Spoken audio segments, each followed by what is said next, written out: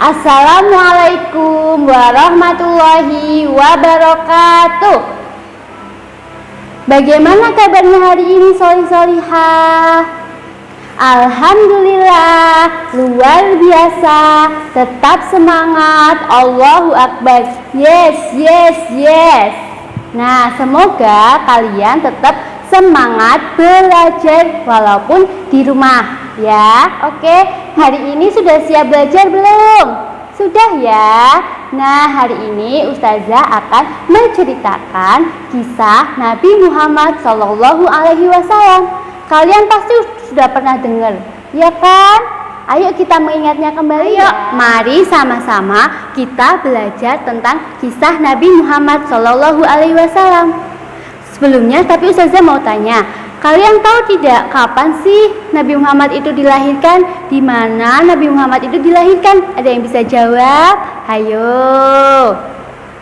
Yuk, mari kita simak saja cerita berikut ini. Nabi Muhammad SAW lahir di Mekah pada tanggal berapa? Tanggal 12 Rabiul Awal tahun Gajah. Mengapa dinamakan tahun Gajah? Karena pada saat itu Mekah sedang diserang oleh pasukan gajah yang dipimpin oleh Abraha al-Habsyi ini, bermaksud menyerang Ka'bah. Akan tetapi atas kebesaran Allah Subhanahu wa taala, Ka'bah ini tetap utuh dan masih tetap ya. Nah, tidak jauh dari proses penyerangan itu lahirlah seorang bayi yang dilahirkan oleh seorang wanita bernama Aminah.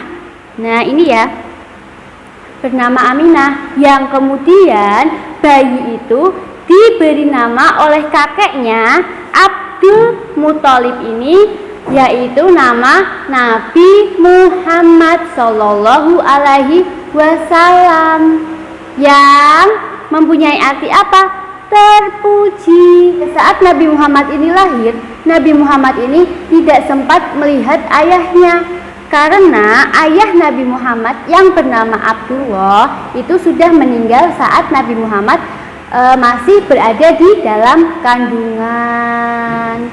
Nah, setelah itu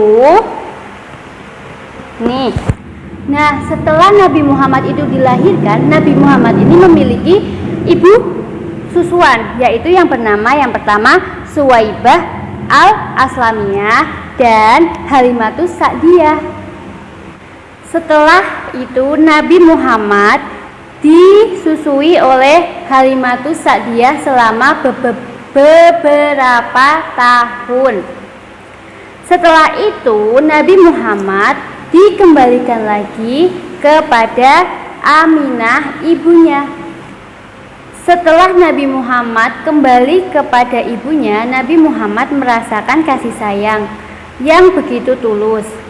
Nah, pada usia 6 tahun Nabi Muhammad ini ditinggal oleh ibunya karena ibunya sakit keras. Setelah ibu Nabi Muhammad itu meninggal, Nabi Muhammad kembali diasuh oleh kakeknya yang bernama Abdul Muthalib. Kakek Nabi Muhammad ini sangat menyayangi Nabi Muhammad. Akan tetapi saat Nabi Muhammad usia 8 tahun, Nabi Muhammad kembali mengalami kesedihan dan kepedihan karena Nabi Muhammad ditinggal oleh kakek tercinta Abdul Muthalib. Setelah kakek Nabi Muhammad itu meninggal dunia, Nabi Muhammad diasuh kembali oleh Abu Thalib, yaitu pamannya.